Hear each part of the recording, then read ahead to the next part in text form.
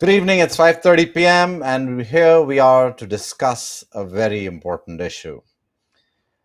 An issue which we've all seen in the last few days taking shape, taking form.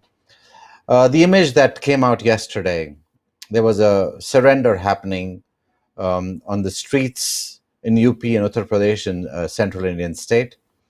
A criminal, an alleged murderer, was surrendering himself to the police.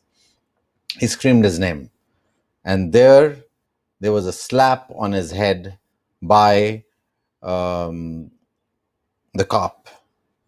Now, many looked at that slap and said, why was he slapped? And then there were many people who said, he should have been slapped, he should have been kicked, he should have been killed before he was captured. Let's take a look at the shot of how he was slapped. It was not as if it was a major, it was massive brutality, but it was a slap. I'm going to come to that later in the show. Let me show you a glimpse of it. Let me see a video of it first. And then we'll go back to the idea of what the judicial system is, what does it stand for, and why it's essential to look at this slap to a criminal, really, to somebody who's an accused criminal, and why it's important for us to understand that this is not policing. Friedrich Nietzsche once said, the world used to be a much merrier place when humanity was not ashamed of its cruelty. When there would be a public execution or hanging, people would gather, people would celebrate, because a due process had been followed. And when a due process is followed and people used to reach a decision, a judge or a king, people would celebrate that the judicial system was in place. Now, with the tardiness of the judicial system, the common man is crying for legitimate demand of a good, independent legal system, judicial system. If men in uniform begin, defacing that judicial system, sometimes award justice outside the court system as self-styled jurists, that's when we run into trouble.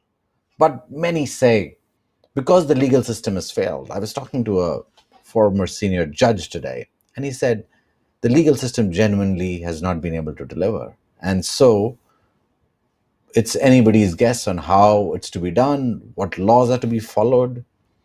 In between April 2017 and February 2018, India recorded a staggering over 1,674 custodial deaths as per government records.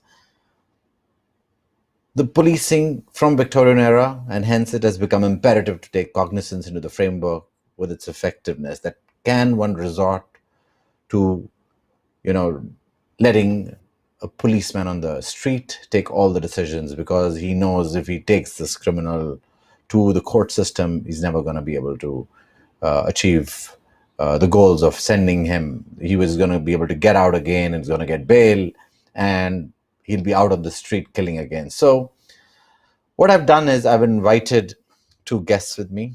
Before that, let's take a quick look at the video from yesterday, and then let's take a look at the video of how sometimes things unfold. Can you play out the video, please?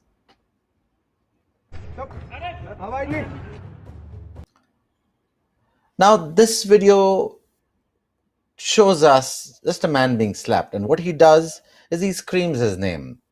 He screamed his name, possibly, is my guess, for buying protection, so that he knows he's been arrested, people know he's been arrested, and he will not be killed in custody. What we see this morning, I'm not going to make accusations here, but a man who surrendered the evening before, it's being said he tried to run and he was shot dead. There's a lot of information flying around. He killed 8 police officers and he deserves to die. Some people saying that, of course, we knew he was going to be killed because he had a lot of information on politicians. Anyways, one way or the other, I think what we are here to discuss is our police system. Is it intact? What are the laws? How do we deal with it? I'm joined by two very good panelists today. Miran Govankar, she's a former IPS officer. She spent 36 years in the police services. She's Maharashtra Cadre 1981 batch, and now she still continues to serve the country. She's spoken out very, very extensively, and she's spoken out extensively about sensitive policing and why it's important to have a better nation. And also joining me is Abha Singh. She's a lawyer, she's a former bureaucrat, and we're going to be discussing, and I'm going to let them both weigh in on because both of them have seen the two sides of the legal system, which are very, very important. So, ma'am, Mrs. Gonkar, if I can let you come in first and tell us a bit about what you when you see somebody being slapped or people being hit by sticks or slapped when they are unarmed, they're just standing there or they're protesting. Is that part of procedure that you're allowed to hit them, slap them, hit them with a stick? Is that allowed technically? Thanks for having me on your panel. As per law, strictly it's not allowed, but slapping, especially when the person is not yet uh, properly arrested, I have seen it's common. And that particular video which you played, where he shouts that his name is Vikas Dubey from Lucknow, Uh, I think that instance, the constable slapping him was very spontaneous. Spontaneous. I don't think he thought that he's committing or violating any law or human rights. This that well, mm, I would just consider it a very spontaneous act on the part of a constable who, like everyone else, had been watching for 6, 7 days that a person having killed 8 people has absconded, and suddenly you find him and he's shouting his name. I mean, I thought he's shouting the name as you have put it. Basically, he wanted it to be known that he has surrendered. Maybe you can say that I've become very coarse with policing for last 30 years. I didn't find that to be of any issue. Maybe Abha has a different point of view. No, and I don't want to point a finger. What I want to understand, according to IPC, if even if and I recognize the man was screaming out for his name and he was calling out his name and he was not listening to the policeman because the policeman may not have wanted him to scream his name out. Uh, is that part of procedure? Now, this is not the only thing. Let's take a look at another video, for example. Now, these are people protesting. If you can play out that video. And, you know, them being hit by sticks when they're protesting. I'm going to see another video where people, in this COVID crisis, they're asking for food and they're standing there. I'm not so sure this is the right form of policing, and this is part of the IPC, if we want to call it that. If we take a serious look at it, is this how the system was designed or not? I want to first understand that, and then we can get into a more detail. Maybe Abha, would you want to weigh in, and then we'll go back to ma'am. No, I think as you are highlighting again and again, hitting is not allowed as per law at all. I mean, in fact, if somebody touches you, I mean, it's a 323 IPC causing hurt.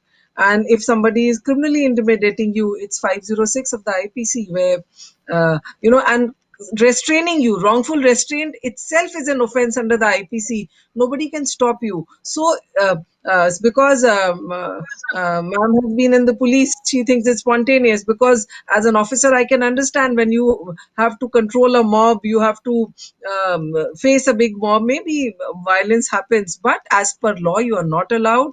There are enough guidelines which clearly say there are Supreme Court observations that you cannot touch an accused. You can arrest him, produce him before the magistrate, put him behind bars. But third degree is not allowed at all. So hitting was not called for. And if he said, I'm Vikas Dubey, Kanpur Wala, And why he surrendered in a temple? Because he knew he would be shot dead. He knew, he feared his life. And that is why you have this concocted story saying that he tried to run. A person who surrenders, why would he try to escape again? So you cannot touch. I mean, as a human rights crusader and a criminal lawyer, and when the IPC clearly says you cannot hit, you cannot beat, there is an offense, these policemen should be tried for the sections under IPC. And I understand. I've seen enough of. I was in Gujarat when the riots were happening, for example, and I was with the commissioner there, Mr. Sadanand, if I remember his name correctly. He said that, Rohit, there was such a large mob in front of us. We were 4 policemen at one of the instances. If we had opened fired, we would have been killed anyway.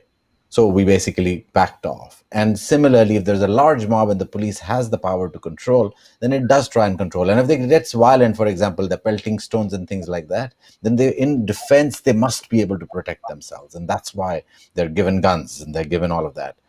But how? So this is not, all of a sudden that these the policemen are started to hit. It's years and years of what has happened. Ma'am, is there a genuine change required in how long term we'll have to, when we're talking about police reforms, what needs to happen for us to see a better police? If you can weigh in on that, ma'am. So, if you want systemic change, then why not give full backing to what Supreme Court has mandated? Like for policy making, there should be state commissions which should lay down the policy, and for postings, like in this particular case, one SHO Shields Vikas Dubey.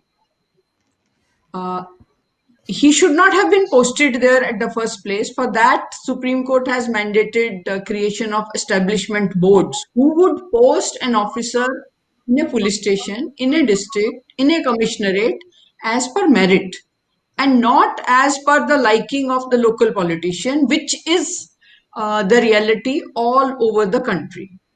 So, if you want patchwork, change the SHO, take action against him. If you want long-term solution, then I think all the 7 reforms which Supreme Court has discussed is following, monitoring, which all states are resisting, are circumventing. We as citizens, and I was thinking whether law universities, law colleges, they can take the lead for systemic change. I feel those 7 reforms are very essential, but they don't have the public backing.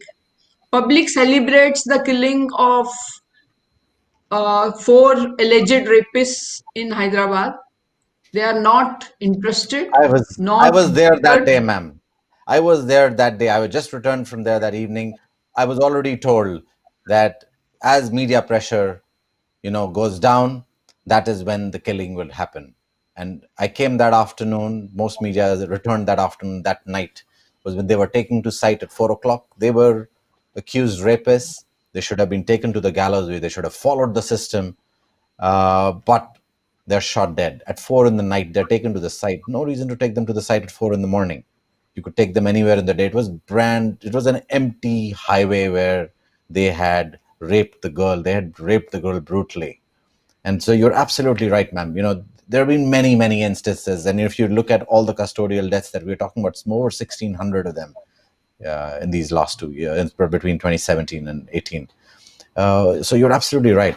Now, you're asking for a systemic change in the whole system, where you're saying the law is colleges. But I find even lawyers, young lawyers coming out, don't have the education system in place. It's really a very, very sad state of lawyers when I mostly meet. I'm sorry, with no disrespect to all the other lawyers, but most lawyers I find aren't following the system at all. So let's say the law schools start, but the people who could still control it are the police services, the judicial, the judges, and the bureaucracy. And obviously, at the end of the day, I was talking to another policeman today. He said, at the end of the day, the master is the politician. He's running, he's laughing all the way. Like, where we as citizens, what do you expect us to do? If I may, if you're, as a former police officer, if you were to expect the citizens, what kind of an education do they need? Uh, so, see, I would like to talk to them about specific instance. Like in this case, I went back and I found in 2001, Vikas Dubey had killed a politician who had state minister's ranking. His name was Santosh Shukla. He was killed in a police station, Shivali police station in Kanpur rural district. Now there were 20 eyewitnesses. The trial took 4 years. So I want citizens to understand that if trial of a daylight murder takes 4 years, they should take interest that there should be more courts. Trial is expeditious. And all the 20 witnesses, I am told, turned hostile. That what is your duty as a citizen? Why Uttar Pradesh police could not protect the witnesses when they went to the court? So there is a witness protection program. I would like the citizens to pursue that. Then good investigation and good prosecution. Good prosecutors to present a case which has scientific evidence, which also has eyewitnesses. So I feel there are 4 or 5 points which, if we take as concrete examples to citizens, not at this moment when they are in a very, they're literally celebrating. But when they Right. are in a rational and sane mode, we explain to them in simple terms that basically an encounter is welcoming Jungle Raj. Right. And we do it on sustained basis. That will help. Abba, do you want to weigh in terms of where do we start to change the system? We all recognize the system is corrupt all the way and sometimes just dysfunctional, if you want to call it that. That is true. When people celebrated the cold-blooded encounter of the rapist, I think even I stood at that time and I said, I think this had to be done. As a gender justice crusader, that my stand, of course, we should not approve of cold-blooded encounters. But if you see, the conviction rate is so poor in rape cases, conviction is barely 31%.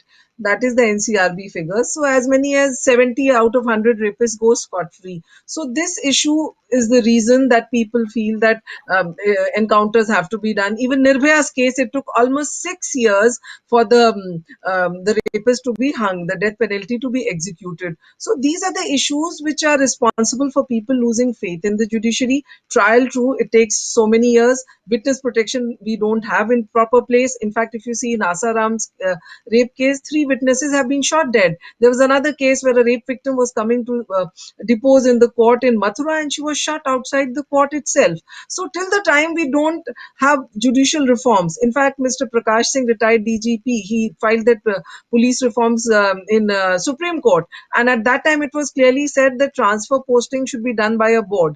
And here nobody, even in Maharashtra being such a progressive state, there is nothing called a police board which will transfer IPS officers. Even today you see there is a fight between NCP and Shiv Sena who's going to be the police commissioner. So if these are the things, if police officers know that they are at the mercy of the politicians, definitely in the Kanpur case where Vikas Dubey had shot dead a politician, the policemen turned hostile, the witnesses themselves turned hostile, even though they were cops, because they fear their jobs, they fear their transfers. So the whole system is absolutely, it has broken down, and that is the reason why mob lynchings are happening. Mob lynchings are happening because people know you take them to court, they will go scot free, and somewhere the people's anger in the system and the faith in the system is going. So I feel even the police, if I see, they are also overburdened. You have around one cop per 875 person, so they are overburdened. Half of the cops are doing VIP bandobast, so you have to see that part of the story also.